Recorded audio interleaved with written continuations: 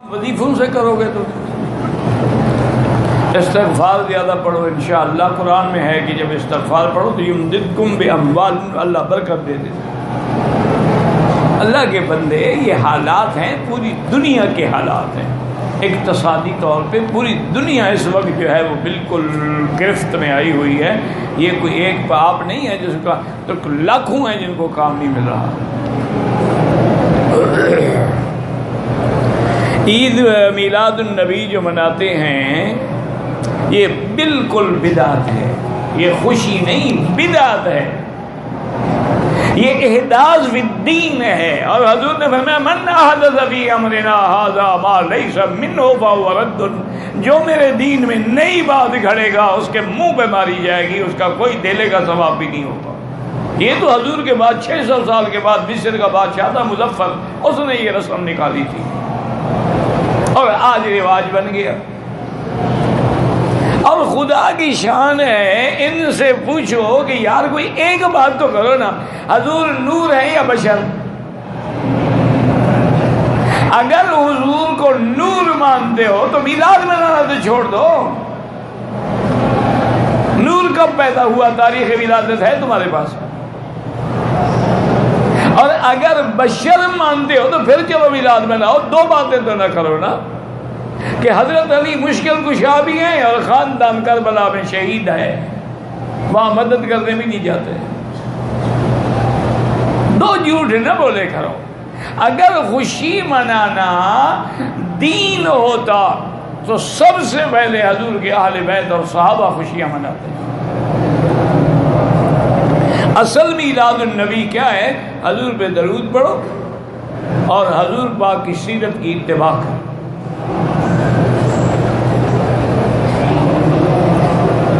کہتے ہیں جب کوئی فوت ہو جائے تو 3 دن سوگ، ہاں یہ تو شریعت میں ہے کہ ہر آدمی کے لیے صرف 3 دن کا سوگ ہوتا ہے، مگر بیوی کے لیے اس کو 4 مہینے 10 دن سوگ میں۔ سوگ مانا یہ نہیں ہوتا کہ کالے کپڑے پہنو اور بال نوچو اور سنا ہے عصر کی نماز کے بعد سونے سے رزق کی تنگی ہوتی ہے۔ تم نے سنا ہی ہے نا، کوئی پڑھا تو نہیں ہے نا، سنا ہے۔ سنتے تو تم بہت کچھ ہو، گالیاں بھی سنتے ہو، وہ دین ہو جائے گا؟ بالکل جھوٹ ہے۔ نہ سونے سے رزق کم ہوتا ہے نہ بڑھتا ہے، وہ رزق اللہ لکھ چکے ہیں، اللہ یبسط الرزق لمن یشاء ویقدر۔ یہ تو قرآن کا مسئلہ ہے، جس کا رزق چاہیں کھول دیں، جس کا چاہیں بند کر دیں۔ نماز کے صحیح وقت کیا ہے؟ حرم میں ہو رہی ہے، یہ اول وقت میں پڑھتے ہیں، آخر وقت میں پڑھتے ہیں، دونوں ٹھیک ہیں۔ جو لوگ اپنی بیوی کا حق ادا نہیں کرتے، بیوی سے بدسلوکی کرتے ہیں، تو قیامت میں انشاءاللہ ان کو بدلہ دینا پڑے گا۔ اللہ کا حکم ہے کہ عورتوں عاشروہن بالمعروف ولہن مثل الذی علیہن، جیسے عورت پر مرد کا حق ہے تو عورت کا بھی تو کوئی حق ہے نا۔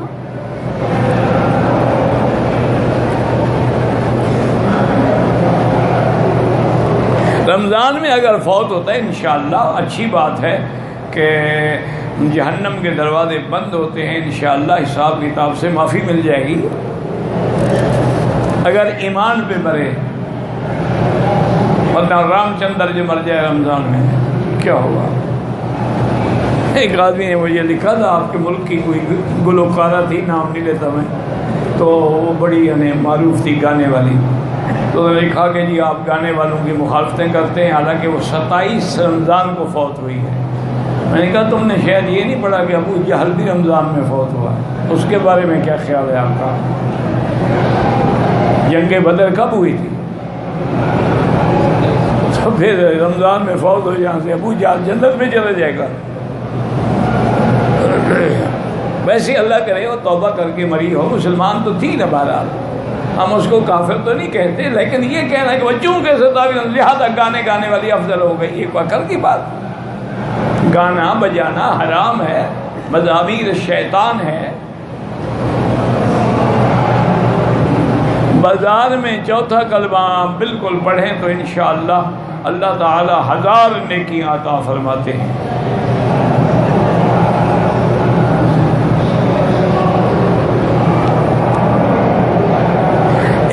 بندہ جو دین کے قریب ہو وہ دوسروں کو بتاتے بہ کہ ہدایت کیسے ملی، کیا یہ ٹھیک ہے؟ ہاں بالکل ٹھیک ہے، تاکہ لوگ بھی وہی راستہ اختیار کریں ہدایت کا۔ کیا جناب کی پتہ نہیں کہانی سنانا، کس کی کہانی سنانا، تقسیم کرنا، مٹھائی تقسیم کرنا، یہ بالکل ناجائز ہے۔ اور جو تمہارے ملک میں مٹھائیاں اب تو باقاعدہ جیسے انگریز اپنا برتھ ڈے پہ کیک کاٹتے ہیں نا، حضور کے لیے بھی کیک کاٹتے ہیں ماشاءاللہ۔ انا للہ و انا الیہ راجعون۔ مکے میں اگر طائف جائیں تفریق، واپسی پہ عمرہ ضروری ہے، میقات ہے طائف۔ ٹی شرٹ اور بنیان میں نماز ہوتی ہے لیکن اگر بازو کھلا ہو یا آدھا بازو ننگا ہو تو مکروہ ہو جاتی ہے نماز۔ اگر طائف سے کوئی آدمی رشتہ داروں کو ملنے کے لیے مکہ آئے، حنفی مسلک میں تو عمرہ لازم ہے۔ باقی ائمہ کہتے ہیں اس کی نیت چونکہ عمرہ نہیں تھی، وہ اپنے عزیزوں کو ملنے آ رہا تھا، اس لیے دم نہیں پڑے گی، ورنہ وہ یہ نہیں کہتے عمرہ نہ کرے، وہ بھی کہتے عمرہ کرے، لیکن اگر نہ کیا تو دم نہیں پڑے گی۔ 3 نماز جمعہ چھوٹ جائیں یعنی آمدن چھوڑے، کوئی مجبوری ہے تو پھر تو اللہ پاک رحمت کرے۔ اب جو لوگ قید میں بیٹھے ہوتے ہیں، جیل میں بیٹھے 2 سال 4 سال، کہاں جمعہ پڑھتے ہیں بیچارے، مجبور ہیں، وہ کافر نہیں ہوتے۔ کہتے ہیں کہ ربیع اول کے مہینے میں گھروں میں سبز جھنڈے لگائے ماشاءاللہ، پھر محرم میں کالے جھنڈے لگائے، ایک جھنڈے ہی رہ گیا نا دین۔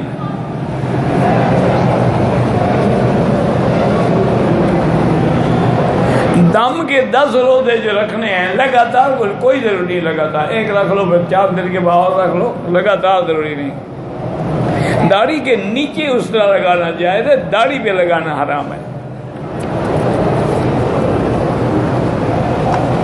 آپ نے درد کا نسخہ پتہ نہیں کیا بتایا تھا، وہی کیسٹ لے لو سن لو۔ اب 24 گھنٹے تو آدمی کو یاد نہیں ہوتا میں نے کیا بتایا تھا۔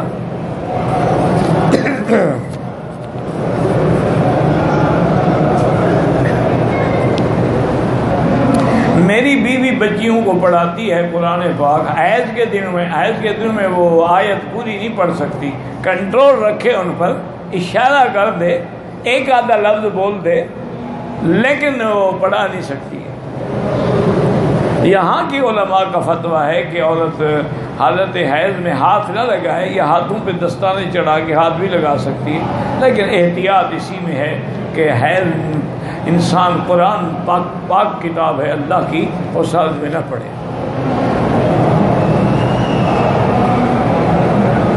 بہرحال جو لڑکیاں حفظ کر رہی ہیں وہ بھی کرتی رہیں، اللہ قبول فرمائے، لیکن احتیاط اسی میں ہے کہ ایام حیض میں قرآن نہ پڑھا جائے۔ میرا بہنوئی نشہ کرتا ہے، میں بہن کو خرچ دیتا ہوں، اس سے میں کہ آپ کو 1 روپیہ بھی نہیں دوں گا تو آپ دیں، اگر آپ نے قسم کھائی وہ قسم توڑ دیں، 10 مسکینوں کو کھانا کھلا دیں، بہن کو دیا کریں۔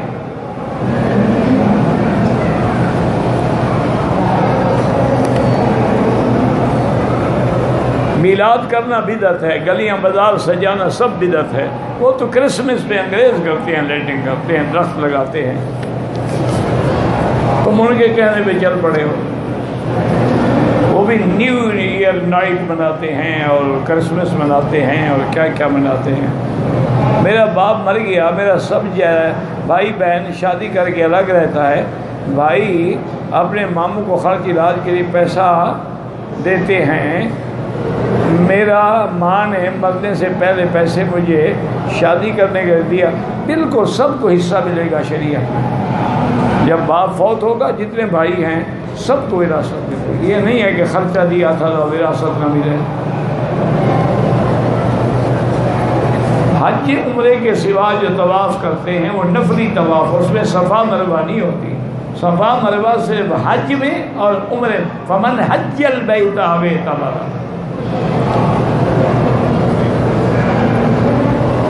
عورت نماز میں، بہرحال نماز میں جتنا وہ زمین کے قریب ہوگی اتنا افضل ہے۔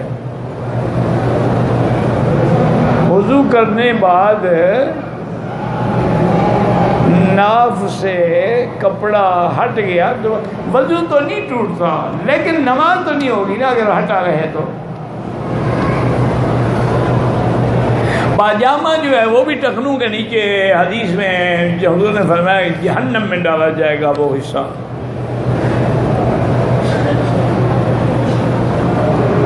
نماز کی بھئی اتنی باریک پتہ نہیں قلم سے لکھے ہوتے ہیں کہ پڑھا نہیں جاتا، میں جواب کیا دوں گا؟ جمعہ کے دن یا رات کے سوا دوسرے اور دن کے بارے میں ناخن تراشنا جب چاہو، کوئی حکم نہیں کہ جمعہ والے دن تراشو۔ دور سے اشارے سے یعنی مسلمان کا سلام السلام علیکم ورحمۃ اللہ۔ حرم میں اگر سامان اور جوتے آگے رکھے ہیں کوئی حرج نہیں، عمرے اور حج کی کوئی پابندی نہیں لگائی ہے، جھوٹ کہتے ہیں جو کہتے ہیں۔ ظہر سے پہلے کہتے ہیں جو 4 سنت ہے 2 رکعت پڑھو، چلو 4 تو مان لی نا، یہ تو شکر کرو، میں تو کہتے تھے ہیں ہی 2، اب 4 پہ آ گئے لیکن کہتے ہیں پڑھو 2 کر کے، کوئی حرج نہیں، 2 کر کے پڑھو تو افضل ہے، ملا کے پڑھو تو تب بھی جائز ہے۔ مدینے سے ہوتے ہوئے بیماری کی وجہ سے احرام نہیں کر سکے، اب مسجد عائشہ سے احرام کر کے عمرہ کریں، دم دینی پڑے گی۔ آپ نے میقات سے عمرہ کیوں چھوڑا؟ چاہے حیض بھی ہو نیت کر لیتی۔ جتنی دیر عمرے میں مسجد عائشہ کے عمرے میں لگاتے ہیں مثلا 2 گھنٹے 3 گھنٹے، تو اتنی دیر طواف کرتے ہو، طواف افضل ہے۔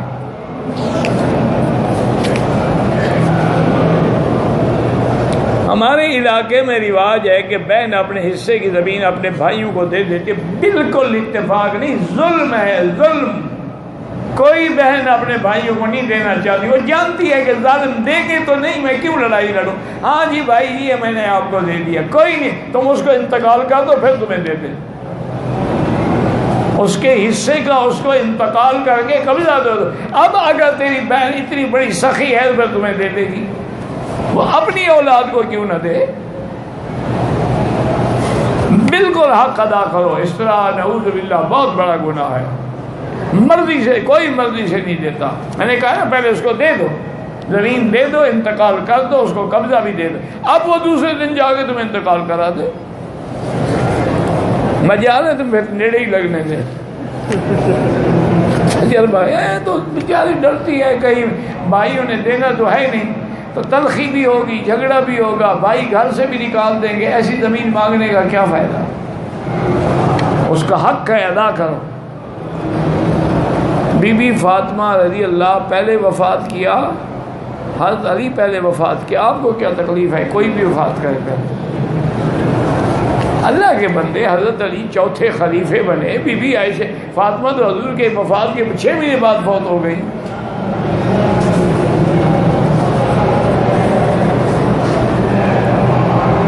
میں نے اور والدہ نے عصر کے وقت عمرہ کیا، میں نے حلق کیا، ماں کے بال کاٹنا بھول گیا، عشاء کے وقت یاد آیا، کاٹ تو دیے نہ، ٹھیک ہو گیا۔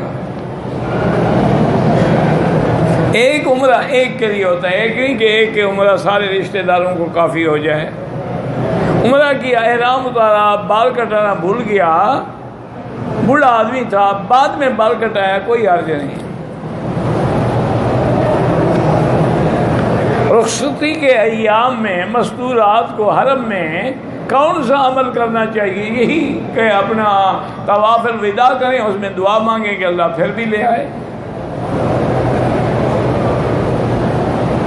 عورت کا حیض کا وقت ختم ہو جائے، لیکن بات یاد رکھو میری بیٹی، حیض کم از کم 3 دن ہوتا ہے اور زیادہ سے زیادہ 10 دن ہوتا ہے۔ تمہاری عادت ہے 5 دن 6 دن، پھر بھی خون آ رہا ہے تو آپ غسل نہیں کر سکتے، 10 دن تک آپ کو انتظار کرنا پڑے گا۔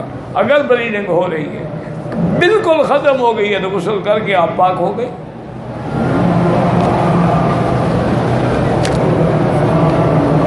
مکے میں رہائش پذیر ہیں، میرا چھوٹا بیٹا بے روزگار ہے، اللہ پاک سب کے روزگار عطا فرمائے۔ میرے گھر سے 3 مرتبہ تویز بھی برآمد ہوئے، جن نے برآمد کیے نا انہوں نے خود دفن کیے ہوں گے۔ مجھے کیا پتا تیرے کمرے میں کہاں دفن ہے؟ کمرے میں بند کر کے پھینٹی لگاؤ، خود بتائے گا کہ میں نے دفن کیا ہے۔ کمرے میں بند کر دو اور ریڈیو فل ویلیوم پہ کھول دو، ڈنڈا لے کے 8-10 لگاؤ، دیکھو بتاتا ہے کہ نہیں بتاتا۔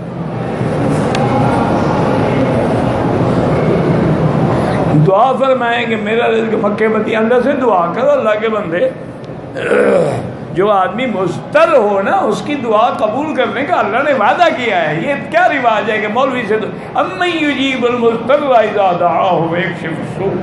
حضرت مالک ابن دینار ولی اللہ سے لوگ جاتے دعا، میں بڑا پریشان، میں تیرے لیے تو اللہ نے وعدہ کیا، میری دعا کا تو وعدہ نہیں ہے، جاؤ دعا مانگو اللہ سے، میرے پاس آ گئے ہو۔ اللہ نے ہمارا نام مسلمان رکھا، ہمیں پسند نہیں آیا، ہم نے سنی دیوبندی یہ تو نہیں مسلمان نہیں رہتا، تمہارا دماغ خراب ہے۔ جیسے اب تم پاکستان سے ہیں، پوچھو کہاں سے، کہا پنجاب، تو پنجابی کہلانے سے پاکستانی نہیں رہا،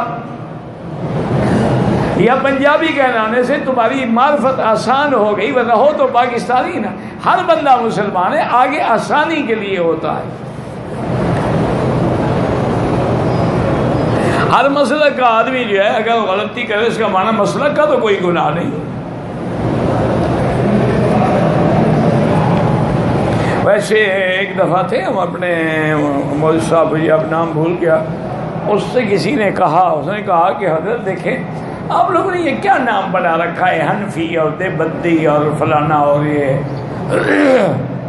تو آپ نے نسبت جو ہے حضور کے ساتھ کریں۔ تو مولوی صاحب بڑے مذاق بھی کرتے تھے اور بڑے مناظر بھی۔ انہوں نے کہا مولوی صاحب دیکھیں نا، ہم اس گلی میں آئے، ایک لڑکی کھڑی ہو، اس سے پوچھیں کس کی بچی ہو، کس کی بیٹی ہو، وہ کہے گی مولوی مکی کی بیٹی ہو۔ اگر کسی طوائف سے پوچھو گے کس کی بیٹی ہو، کہے گی اللہ کی بندی۔ جن کا باپ نہیں ہوتا نا تو نسبت چھپانے کے لیے بڑی چیز کو ہاتھ ڈالتے ہیں۔ تو یہ تمہارا باپ نہیں ہوگا، ہمارا تو باپ ہے، ہم تو کہتے ہیں حنفی ہیں ہم۔ وہ پھر مولوی صاحب بڑے چپ ہوئے۔ ہمارا فلائٹ جو ہے جمعہ کے دن ہے، جمعہ نماز کے وقت فلائٹ میں ہوگا، تو جمعہ فلائٹ میں نہیں پڑھا جاتا، ہوائی جہاز میں کوئی جمعہ نہیں ہوتا، وہاں ظہر کی نماز پڑھو گے۔ ویسے بھی مسافر ہو 2 پڑھو گے، جمعہ بھی پڑھو تو 2 رکعت پڑھو گے، مسافر ہو 2 رکعت پڑھو گے، تمہیں کیا فرق پڑتا ہے؟ عمرے کے اندر سب سے اہم چیز جو ہے نیت ہو، احرام ہو اور طواف ہو۔ صفا مروہ واجب ہے، فرض نہیں۔ ویسے ہر چیز کا خیال رکھو، کام ہی کتنے، ایک طواف، ایک صفا مروہ، کون سے بہت سارے کام ہے کہ سب کا خیال رکھنا پڑے گا تمہیں۔ گورنمنٹ ملازم ہوں، مجھے لوگ تحفہ دیتے ہیں اپنے کام کے لیے، میں مانگتا نہیں، وہ بھی حرام ہے جناب، سیٹ پہ بیٹھے ہو تو تحفہ دیتے ہیں، جب ریٹائر ہو جاؤ نا پھر دیکھنا گھر میں پہنچاتے ہیں تحفہ، یہ حرام ہے، اسی کا نام تو رشوت ہے۔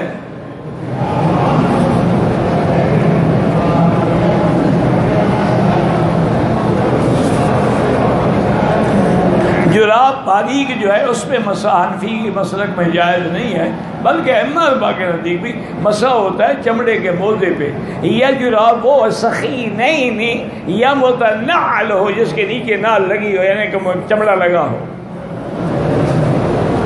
قرآن خوانی کرانا بدعت ہے۔ خانہ کعبہ کو احرام کی حالت میں ہاتھ نہیں لگانا چاہیے۔ اگر ایک آدمی فرض نفل پڑھ رہا تھا، پیچھے فرض والے نے نیت کر لی، حنابلہ کے نزدیک تو جائز ہے، احناف کے نزدیک جائز نہیں ہے۔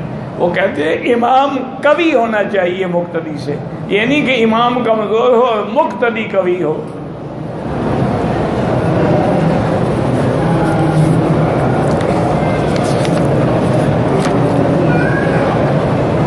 دو ہاتھوں سے ہاتھ ملانا ٹھیک ہے، بالکل ٹھیک ہے، بخاری شریف نے باب باندھا ہے، تمہیں پتہ نہیں کیا تکلیف ہے۔ الاخذ بالیدین، امام بخاری نے باب باندھا ہے، اللہ کے بندے، اس کو حدیث سمجھ نہیں آئی، تمہیں سمجھ آ گئی ہے۔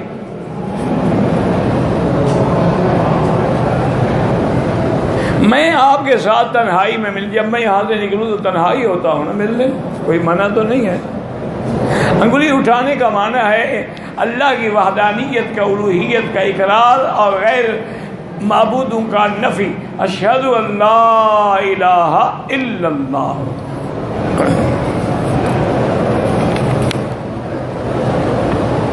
میں جب عمرے کے لیے آئی، میرے مخصوص حیض کے دن گزر چکے تھے، مگر خلاف معمول عمرہ ادا کرنے کے بعد 6 دن میں مجھے بے قاعدہ حیض آئے گے وقفے وقفے، تو وہ حیض نہیں ہوتا، بیماری ہوتی ہے۔ اگر 10 دن کے بعد بھی وقفے وقفے سے خون آ رہا ہے تو وہ بیماری ہے۔ آپ نماز بھی پڑھیں، عمرہ بھی کریں، سب کچھ کریں۔ عمرے کے علاوہ جو بھی طواف، ہر طواف کے 2 رکعت واجب ہیں۔ حجر اسود کی طرف اپنا ہاتھ کر کے ہاتھوں کو ہاتھ لگ جائے تو چومو، نہ لگے تو نہ چومو۔ جو لوگ اپنے ہاتھ سے اپنے مادہ منویہ کو ضائع کرتے ہیں ان پہ اللہ کی لعنت ہوتی ہے، اور قیامت میں ان کے ہاتھ ایسے ہوں گے جیسے حاملہ ہو۔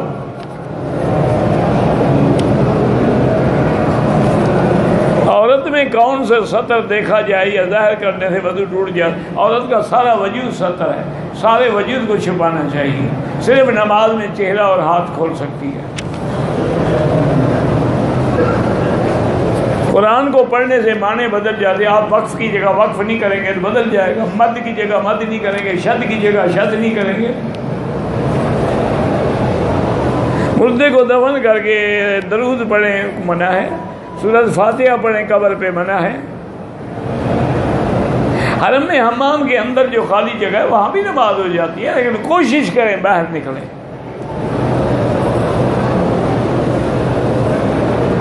تین کونے ملنے سے پڑھا جاتا ہے ربنا آتنا، 3 کونے نہیں، رکن یمانی سے حجر اسود کے درمیان میں پڑھا جاتا ہے ربنا آتنا فی الدنیا حسنہ۔ عصر اور عشاء سے پہلے جو 4 رکعت پڑھتے ہیں وہ سنت ہوتی ہے، نفل نہیں ہوتی۔